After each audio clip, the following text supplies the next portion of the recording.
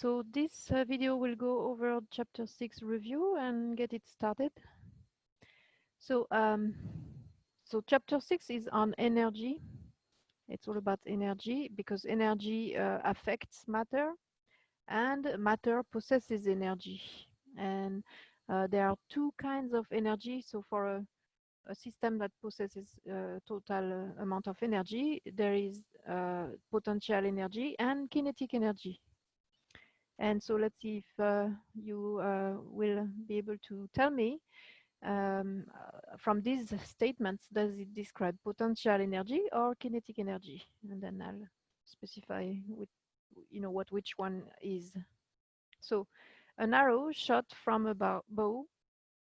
So is this representing potential energy or kinetic energy? And you can just tell me kinetic or potential. Yes, it's kinetic energy because there is movement there, right? The arrow is shot and moves through the air, and it has a speed, and anything that is involving speed is kinetic energy. It has to have kinetic energy to be able to move like that. So kinetic energy is energy of movement. And now your breakfast cereal, what kind of energy does it give you?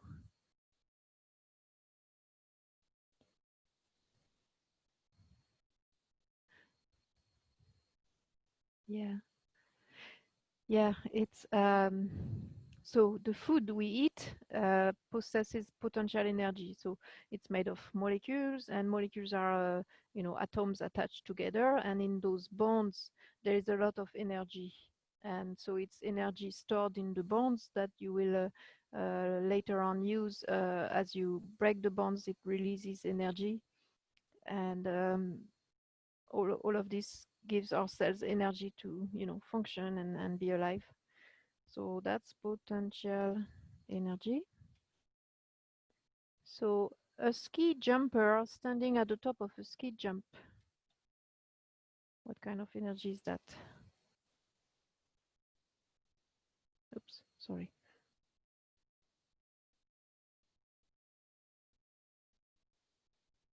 Yes, kinetic, right? Let's think about it. A ski jumper standing at the top of the ski jump. So he has not jumped yet. He's getting ready, and it's up there, at the top of the mountain on top of that ski jump. So are you sure it's kinetic energy?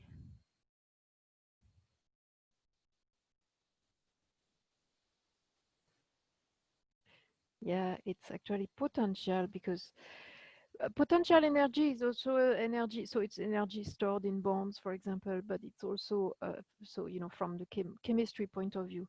But potential energy is also the energy due to the position.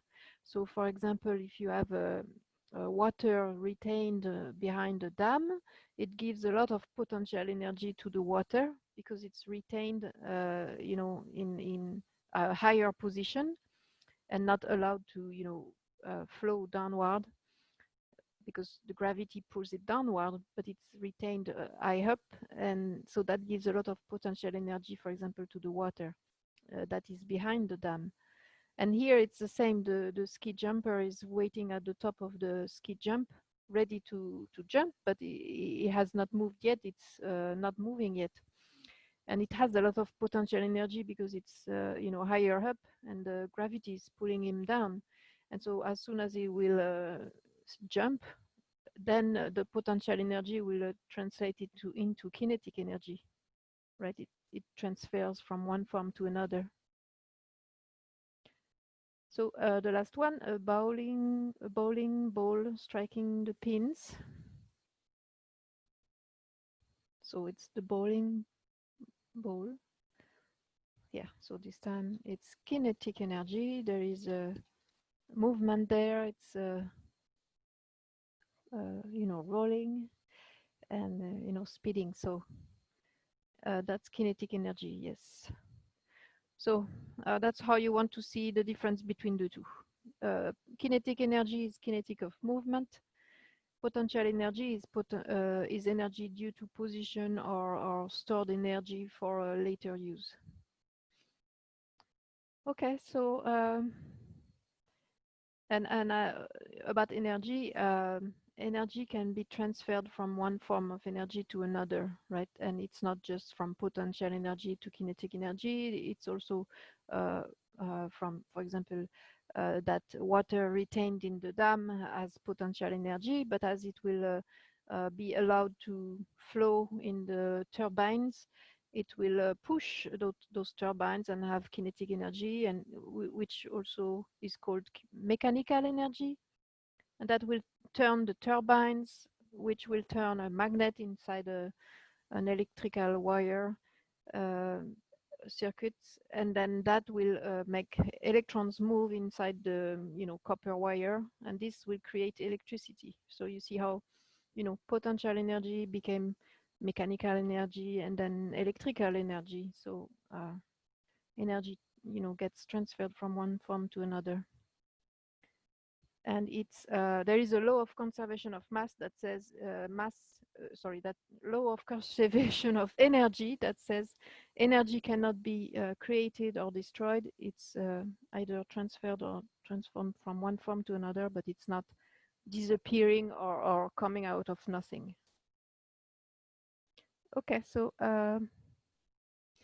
energy has different units, like the calories and the kilojoules, and we have the relationships between calories and kilojoules in the reference. Let me change that view to reference to the Chem 121 reference packet, and here to the left side of the the top left side of the first page of the reference packet, you have the equalities between calories and joules under the title energy units. It says 1 calorie, and so it's calorie with a lowercase c. It's important to make the distinction between the lowercase c and the capital C, because you see there is also calories with capital C, and the calories with capital C, 1 calorie with the capital C is equal to 1,000 smaller c calories, right? So don't pay attention to the way you do your C. Otherwise, 1 calorie, lowercase c, is 4.184 joules. And then 1,000 calories is a kilocalorie, which is also equal to 1. And so the capital C is also called the nutritional calorie. Okay, so we will use that, those equalities here to change. So let's go back to the review. We need to convert 15,200 calories to kilojoules. So let's do as usual, where we do start by telling what is our given amount. And the given amount here is 15,200 calories, right? And we want to change that to kilocalories. And I will just put the symbol here of the unit kilocalories. Oh, sorry, joules, kilojoules. And the symbol is KJ, capital J, right? For joules, it's capital J. So,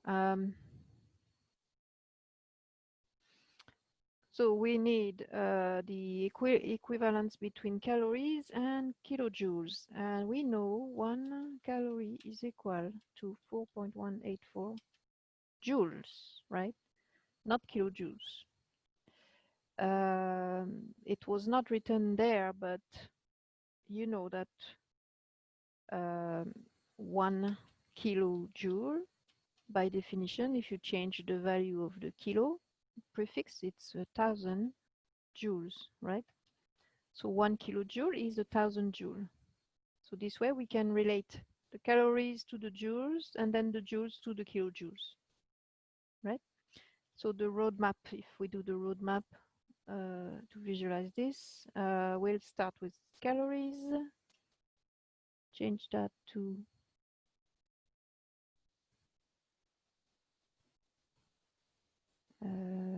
joules first, joules, and then kilojoules, right? So two conversion factors are needed, right? Two arrows here are symbolizing two conversion factors.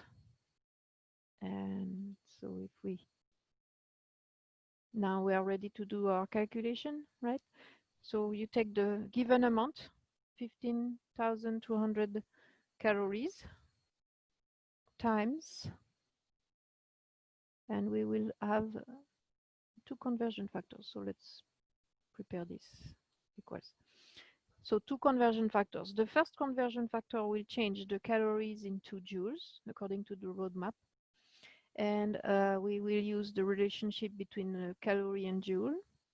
And we want to write it as a fraction such that the denominator will have the unit that we want to cancel, that is in the numerator here in the given amount. So then that means we will write the 1 calorie on the bottom here and the 4.184 joules on top. And that, you know, I cannot show that, but we can sell calories. We're left with joules. Now we want to change those joules into kilojoules. And we'll use the relationship between kilojoules and joules. And we want to cancel the joules that are in the numerator now, here in the first conversion factor. And so we will put the 1,000 joules in the denominator, so such that we cancel the units of joules. And then the 1 kilojoule will be on top. So in the calculator, you do 15,200 4 times 4.184 divided by 1,000. You know, multiplying and dividing by 1 is not necessary. And so my calculator answer is 63.5968. That's the calculator answer. And we saw that we cancelled calories, we cancelled joules, so this is kilojoules. So tell me, how many sig figs should I keep? Tell me just the number if you want in the chat. Yes, 3.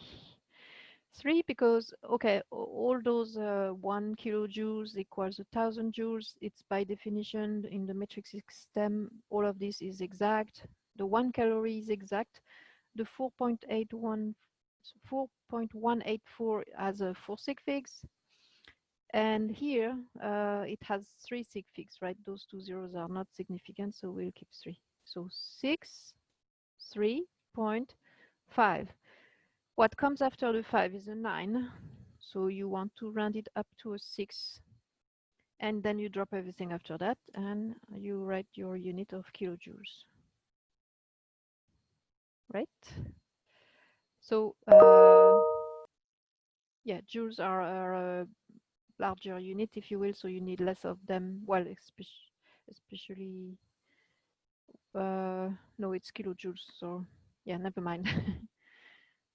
Okay, so that's how you would convert calories to joules, regular, you know, conversions. So now let's calculate the nutritional calories. And so here, nutritional calories, they have a capital C, right? Those calories. Delivered from 10 pieces of potato chips that contain 10 grams of carbohydrate, 8 grams of fat, and 1 gram of protein. So that's the nutrition facts you get for a potato chip, for example. And, you know, nutritionists have spent time, you know, burning food actually, right, in calorimeters, and calculating the amount of energy that was, you know, released by burning the food. And they came up with this table. So let's look at it in your reference packet again. Under the energy units, there is that table in green here. that shows that for different food types, you have different amount of energy released per gram of the food type. So in kilocalories per gram, carbohydrates deliver 4 kilocalories per gram. Fats, it's 9 kilocalories per gram, and proteins 4. And then in kilojoules per gram, carbohydrates 17, fat 38, and then protein 17 kilojoules per gram. So when you have a question like we saw earlier here, you want to use that table and those conversions, right? Because these are also conversions. You can read them as saying that 4 kilocalories are released from 1 gram of carbohydrate. So you can have 4 kilocalories equals 1 gram of carbohydrate. And same with fat and proteins. And so the question was in kilojoules, I think. So we need to remember 17 kilojoules per gram of carbohydrate, 38 kilojoules per grams of fat, and 17 kilojoules per, let me write this down, okay, per gram of protein. So let's go back to our exercise. Oh, no, it's nutritional calories. Okay. So it's the 494, kilocalories per gram. It's what we have. Let's write it here. So 4 kilocalories equal 1 gram of carbohydrate. 9 kilocalories equals 1 gram of fat, and then 4 kilocalories equals 1 gram of protein. Right? That these are your equalities for this problem, right? It shows you how many kilocalories are delivered per gram of each type of food. So we will use that. The givens are all these grams of carbohydrate, fat, and protein. That's your given. So if I want to do this properly, I'll write it here. Given, don't know, oops. Given, and I will copy this.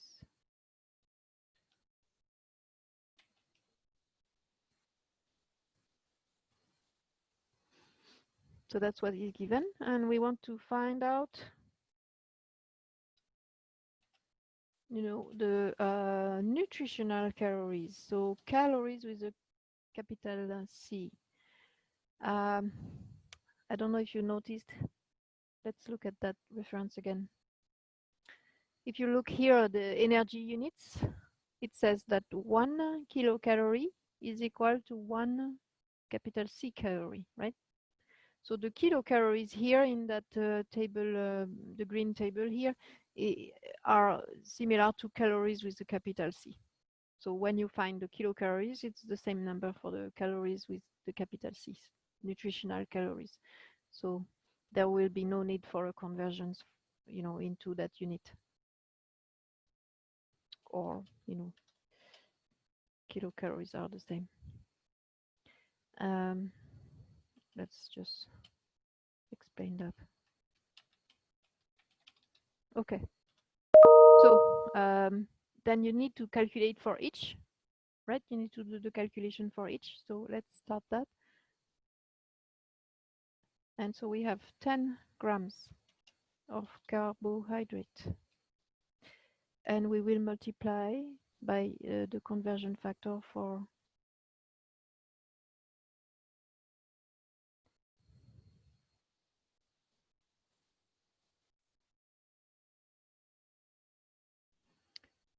so 1 gram of carbohydrate delivers 4 kilocalories. So let's write that here. And we will write the conversion factor such that the gram of carbohydrate is on the denominator, because then we can cancel the units of grams of carbohydrate with the given amount here, and is giving 4 kilocalories. So you have to calculate for each one. So it's 10 times 4, 40 kilocalories. So that's for the carbohydrate. Then let's do the same thing for the others. We have 8 grams of fat times, so 1 gram of fat delivers 9 kilocalories, right? This delivers more calories per gram. And we write it this way because then the grams of fat cancel and we are left with kilocalories. So it's 72 kilocalories from the fat. And then finally the proteins.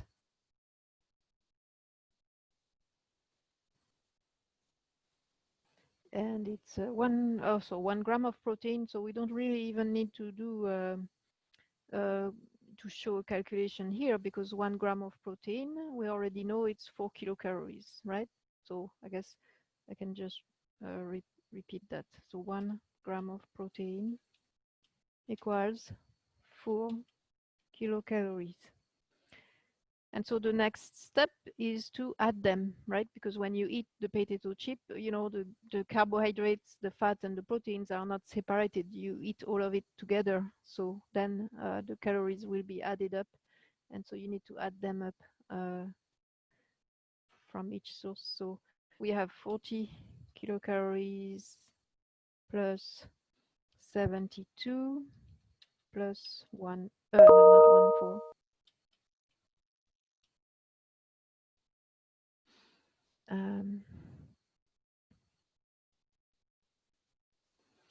44 plus 72, 116 kilocalories, which is also equal to 160 calories with a capital C, the nutritional calories, right? So that would be the amount of calories you would get from just 10 pieces of potato chips, you know, of that kind.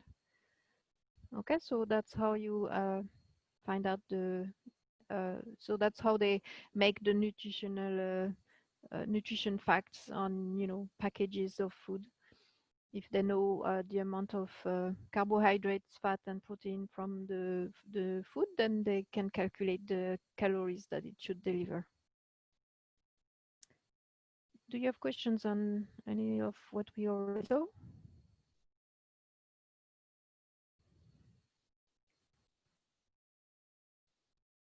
Okay, so so now we will focus more into chemistry and chemical equations. And so here, you're given a chemical equation.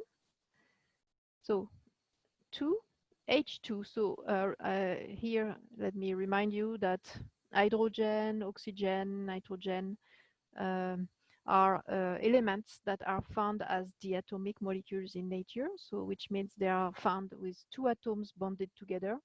So 2 atoms of hydrogen, and it's the hydrogen gas. It's a gas.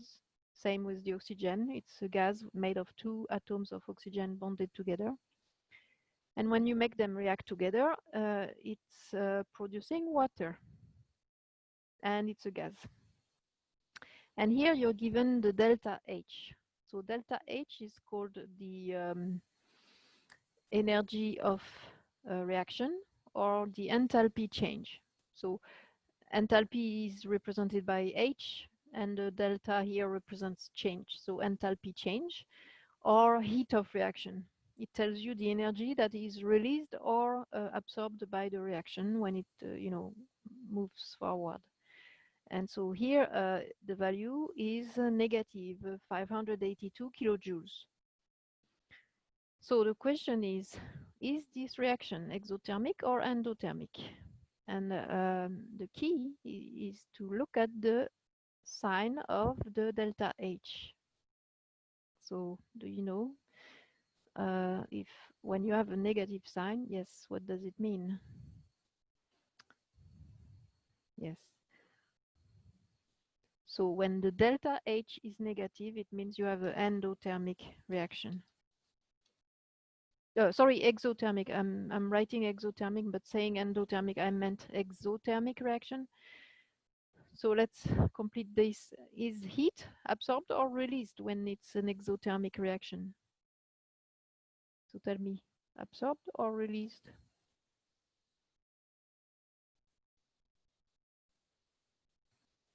Yes. So exothermic. So thermic refers to thermal energy, so heat. And exo means exits. And so it's exiting the system you're looking at. And here you're looking at your reactant when they react. And so the energy is exiting that system. So energy is released to the outside. It's released to the outside or surroundings, right?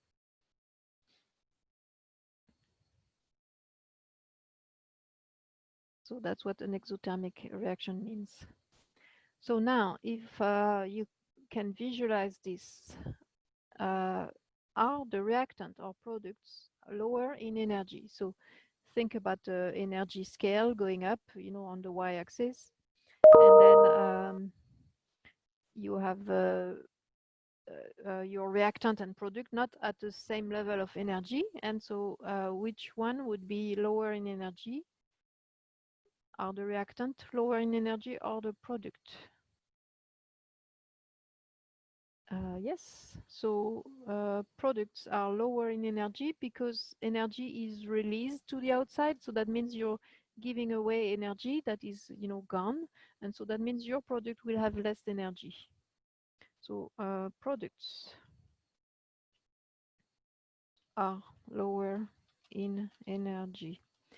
And so when energy is released to the outside, it's a favorable reaction.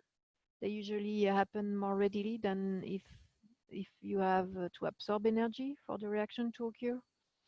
And when products are lower in energy, they are actually more stable.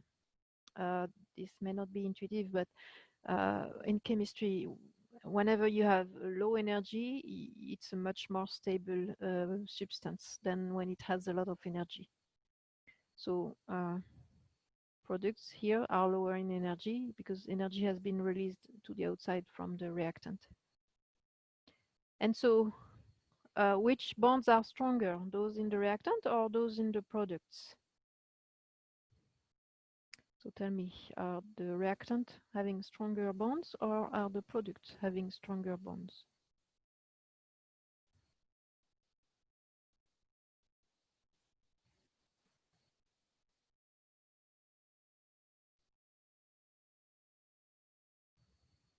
Yes. So when you are having a reaction, you need to break. So like in this example, when you have hydrogen reacting with oxygen and forming water, you start with an hydrogen-hydrogen bond and then oxygen-oxygen bond, right? And you need to break those bonds to form the new bond of OH, because in H2O there is only bonds between oxygen and hydrogen. There is no more bonds between hydrogens and between oxygens. It's only between hydrogen and oxygen, so it's a new bond, a new type of bond. And so when you break bonds, you need energy, and then when you are forming bonds, it releases energy to the outside.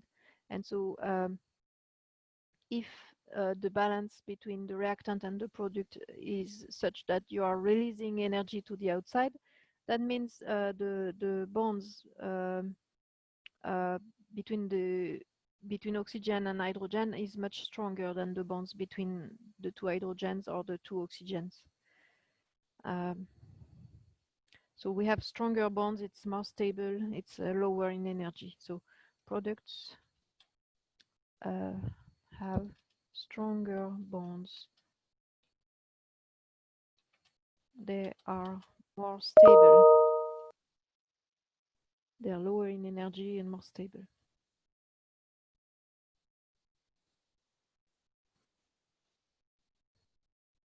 So it's harder to break the bonds in water than to break bonds in hydrogen or oxygen. Okay, and then calculate the number of kilojoules absorbed or released, and now we know it's released, when 0.820 moles of hydrogen reacts. So this energy of reaction, the number of kilojoules here that are released, because it's negative sign, it's released to the outside when this reaction occurs with the proportions that are shown here. 2 molecules of hydrogen react with 1 molecule of oxygen to make 2 molecules of water. However, this value is for moles. It's kilojoules per mole. So it's 2 moles of hydrogen react with 2 moles of oxygen to make 2 moles of water. So here, instead of 2 moles of hydrogen and 1 mole of oxygen reacting together, we have 0.820 moles of H2 reacting, right? So and you want to see this, and maybe you should have said per mole here. It's per mole for the reaction as it is written here, right? With those proportions. So that means per mole, so per mole of oxygen here, and per 2 moles of hydrogens here. So you want to, so the given here, because that's going to be a calculation. So let's write the given. The given is 0.820 moles of H2.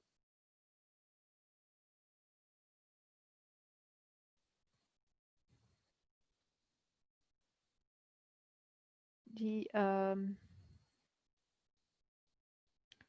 what do we want is kilojoules, so kilojoules that are released here, kilojoules released, because we know now it's released. Kilojoules released when this reacts, when 8.820 moles of H2 reacts. So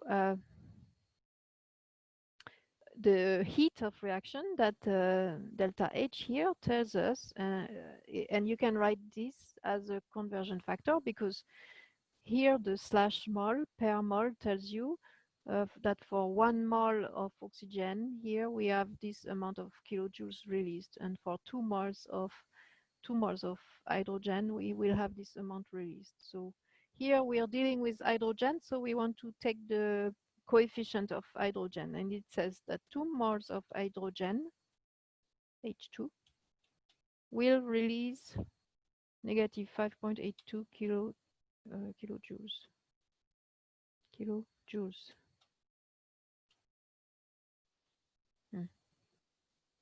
Oops.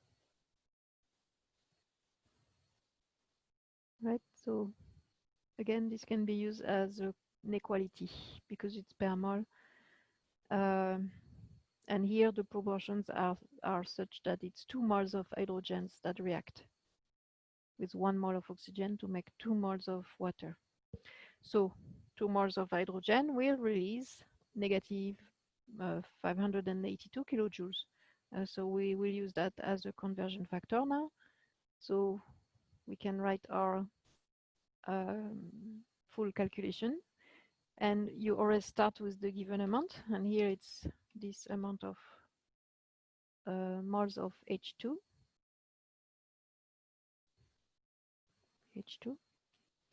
times the conversion factor. And here the equality has the 2 moles of H2 and the kilojoules on the other side of the equality sign. So we will write this as a fraction such that the moles of H2 will be cancelled, and so they need to be in the denominator, because this way we will cancel moles of H2 with the moles of H2 that is in the given amount. Oops, don't do that.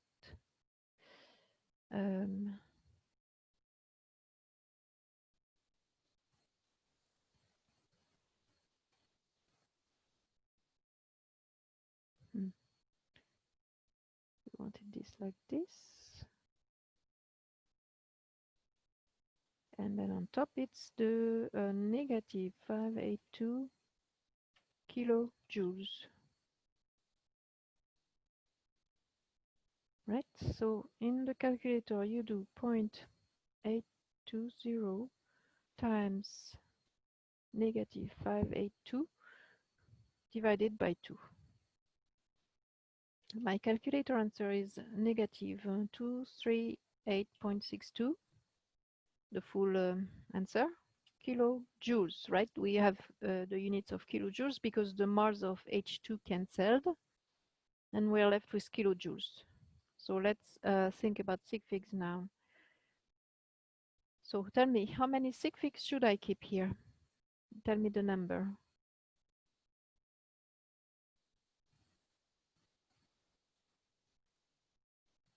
Yes. 3, because so the 2 moles of H2, it's an exact number, does not limit the number of sig figs. In the kilojoules, we have 3 sig figs, and in the moles of H2 given, it's also 3 sig figs because the last 0 to the right is significant. So negative 238, and that's already 3 sig figs. What comes after the 8 is a 6, so you need to round your 8 into a 9. And that was where you had the dot, so we keep it like this, kilojoules. So that's the amount of kilojoules released when 0.820 moles of H2 reacts. Okay, I hope it makes sense. So this delta H value is given for, you know, a given chemical equation, right? It goes with a chemical equation, and it goes with specific proportions when of the balanced chemical equation. So per mole. It's per mole, because not per molecules, because we, you know, we need to use moles in chemistry. Otherwise, quantities would be ridiculously small. Okay, so do you have questions on this? Oops. Oh, so I wanted to tell you, I chose this reaction on purpose here because we just had a shuttle or the SpaceX, you know, spent to space, right? Sent to space, I should say. And you know, the reaction that, you know, is making a big flame at the back of the shuttle, well, it's that reaction they're doing to send the shuttle to space. Isn't it amazing? So they have a tank of hydrogen and another tank of oxygen, and then it's very hydrogen is very flammable when in presence of oxygen, and so just a little spark is enough to trigger the reaction. And so they mix them together, and you know, I guess it's controlled in a controlled manner, and they start the reaction with a spark, and it's a very explosive reaction. It's very explosive, and the delta H here is a quite large value for such small molecules. And so what it is making is that water vapor you see at the back of the shuttle, right? You see that big cloud of white vapor. And so that's the water that is formed from the reaction between hydrogen and oxygen. So, you know, it's a fairly clean reaction. Otherwise, what it produces is not, well, you know, water can be considered a green gas also, but otherwise it's fairly clean as far as the molecule itself. But it releases a lot of energy, so much that you're able to use it to send shuttle into space, right? So such a simple reaction. It's nice to see that you can use it like that. So here, this represents an energy diagram, right? An energy diagram is used to represent, you know, exothermic or endothermic reactions. And here on the x-axis you have the reaction coordinate, and you can see that as the time. As time goes on, you go from left to right. And then on the y-axis it's the energy level. So I want you to tell me what those labels, the 1, 2, 3, and 4, represent. So let's start with the 1, and let's put this under. So 1 here. So it represents that dark line, black line here, where the blue curves will start. So what do you think is label 1 here representing? So tell me in the chat what word you would put there. So you can tell me if you know already for the rest. 1 equals, 2 equals, yeah. And let me insert labels. So 1, 2, 3, 4. Okay.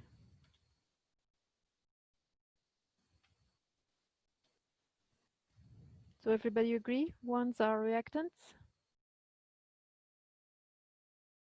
Yeah. Okay.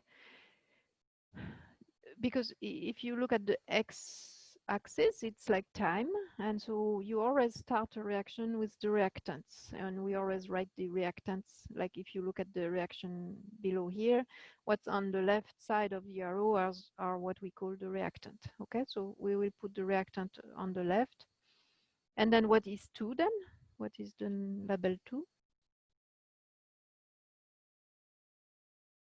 Tell me, what is this?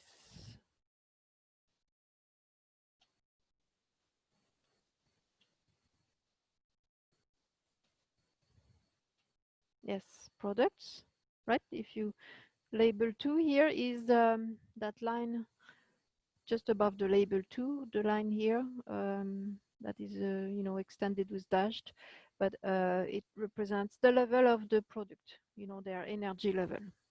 So here we have reactant at a higher energy level than the products. So label 3.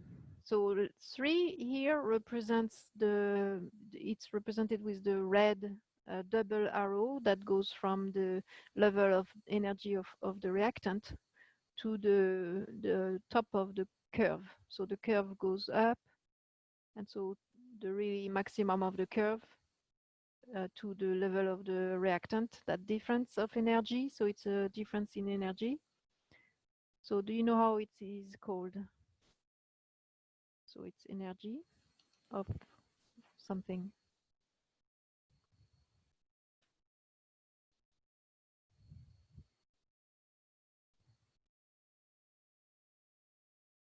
Yes, it's the energy of activation. So this, yeah, difference in energy between, so I didn't put a label there on top of the curve, but do you know what this is? When you reach the top of the curve there? Does someone know that? Yeah, transition state. So yes, it's the difference in energy between reactant and transition state. So that transition state here at the top of the curve where it reaches the maximum. So because this curve is representing the level of energy, right? And so you start with a reactant, and then to be able to transform them into product, you typically have to go through an energy of activation. Energy of activation is it's the energy barrier that needs to be overcome for the reactant to react. And because when you break bonds you need to break bonds in the reactant before you can form new bonds in the product. And when you break bonds, it requires energy. You need to provide energy, and that energy of activation is representing that energy that you need to provide to break the bonds in the reactant. And when you are at the maximum level of energy, at the level of the transition state, that's that transition state means, you know, your atoms are not bonded anymore. They are kind of half bonded to their reactant form, but also half ready to get into the product form, right? It's like in between. And that's why the energy is very high, because atoms are not bonded anymore, and they are less stable in that state than when they are bonded. So that's why energy is increasing as you go, you know, from left to right. And so this energy of activation is the energy barrier that needs to be overcome for the reactant to become product. And the higher it is, and the more difficult it is for the reactant to become product, right? So then what is number 4? It's the difference in energy between the level of energy of the reactant and the level of energy of the product. So tell me the name of that.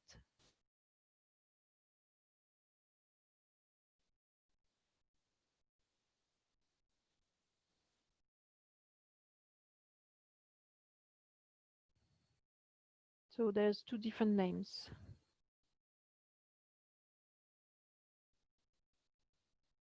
One of them starts with energy of, again, energy of what?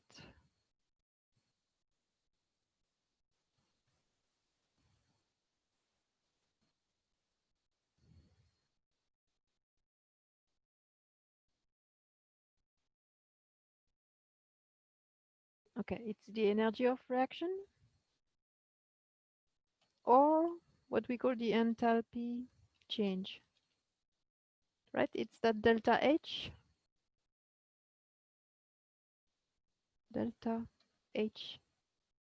right? And the energy of activation is symbolized by capital E and lowercase a. So that delta H is the difference in energy between the product and the reactant. So you could write it as its enthalpy of product minus the enthalpy of reactant, right? You can see it like this. So let me put this as subscript.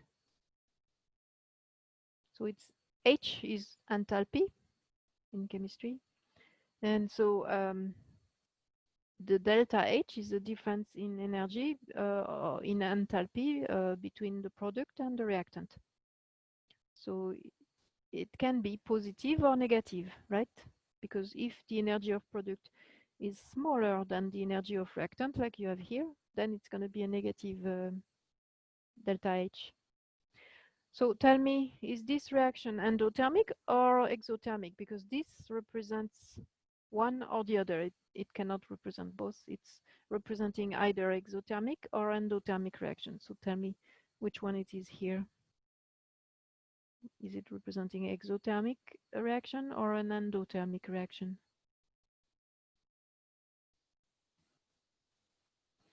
Yes, it is. Oops.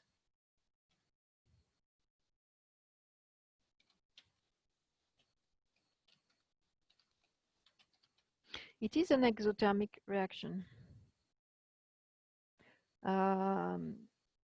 Because the enthalpy of the product is lower than the enthalpy of the reactant, right? That difference, you know, if you calculate the delta H, so the enthalpy of product will be lower than the enthalpy of reactant, and you will have a negative value. So that confirms it's an exothermic reaction because, you know, because delta H is negative, and because products are lower in energy than reactants, right? When the products are lower in energy than the reactants, it's an exothermic reaction, and that difference in energy is released to the outside. So you can imagine that this difference in energy, it's lost to the surroundings, right? It's the reactant had more energy, the product have less, and so the difference is gone into the surroundings. So let's. Do you have questions on this? So I don't have an example here right now of the endothermic reaction, but an endothermic reaction, you would have the reactant being lower in energy than the product, right? So it would look different because this product here would be above the level of reactant. And that would justify why the delta H then is positive, because if your products are higher in energy than the reactant, then when you take enthalpy of product minus enthalpy of reactant, it's a positive difference. And so that shows an endothermic reaction. Okay, do you have questions on energy diagrams? So, no? Okay. So what determines the rate of a reaction? Question 6 here. Rate of a reaction, think speed, right? What determines at which speed a reaction, goes?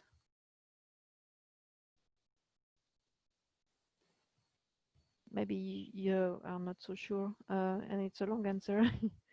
Temperature, yeah, that's true. But I was thinking more pressure. Yeah, pressure can help too, in case you have gases. But if you don't have gases, pressure would not really change things. But for gases, it's very important. You're right, all of this affects the rate of reaction, but I was, yeah, catalyst also. All of these is good answers. They all affect the rate of reaction, but what determines the rate of reaction to start with is the energy of activation. That's what determines, the speed of your reaction to start with. All what you said are affecting it too. But a reaction will have a given energy of activation without if you take no catalyst, have a room temperature and atmospheric pressure. If you keep all of this at standard values, then the difference between reactions that are fast and reactions that are slow is the energy of activation. If you have a small energy of activation, more molecules will be able to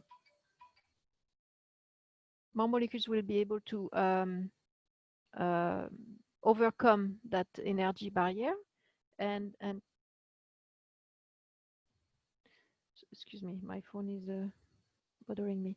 So let me say again.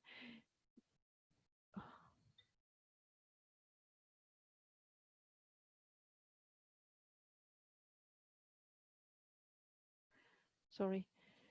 So the if the energy of activation is small, more reactant will have enough energy to overcome that energy barrier and then be able to become reactant.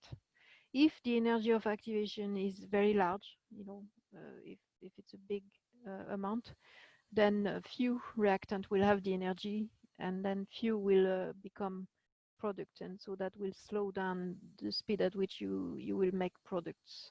So that's really the level of energy of activation. So then I see you're ready to do the question 7. So indicate the effect of each of these following on the rate of the chemical reaction and tell me if it's increasing, decreasing, or has no effect on the rate of reaction. So catalyst, what do they do when you add a catalyst to a reaction? Does it increase the rate of reaction, decrease it, or has no effect? Yes, catalysts increase the rate of reaction, and that's what we use them. That's their sole purpose.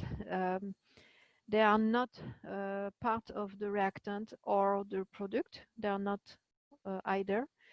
They are usually written above the arrow because they are, they are helping the reaction by making it faster, but they are not being, used other than they are helping the reaction. But you can retrieve them after the reaction. You can recover them and reuse them. So that's what catalysts are. But they're used because they increase the rate of reaction. So it's usually helpful. So what happens when you are running the reaction at a lower temperature? So if you are decreasing the temperature, will it increase or decrease the rate of reaction? Yes, it will decrease the rate of reaction.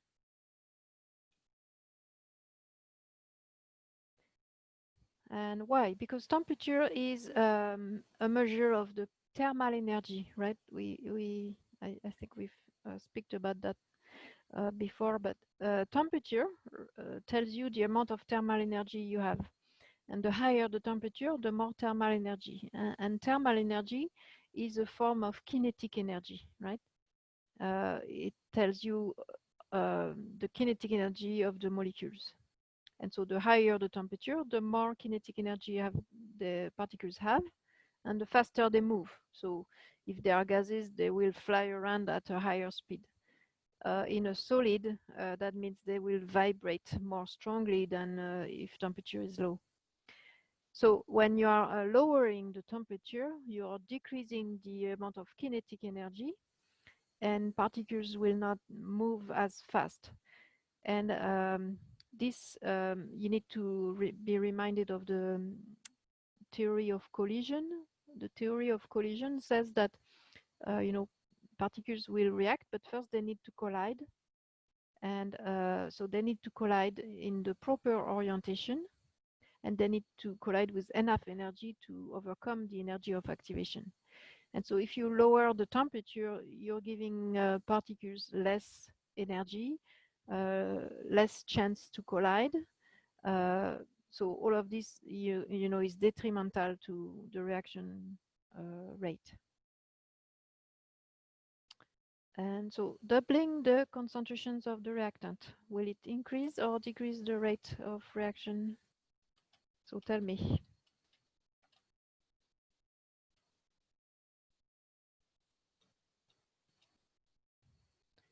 So doubling the concentration of reactant. Yes, yes, it will increase the rate of reaction. So if you think about that collision theory again, it says the reactant particles need to collide and have enough energy to overcome the energy of activation, and then be properly oriented. And so the more reactant you have, so when you are doubling the concentration, it means you are putting much more reactant together in the same volume. So it's much more crowded, and so there is more chances of collisions, much more chances of collisions. So this will increase the chance for a good collision with enough energy and proper orientation. And so this will increase the chance of, making more product. So it will increase the rate of reaction.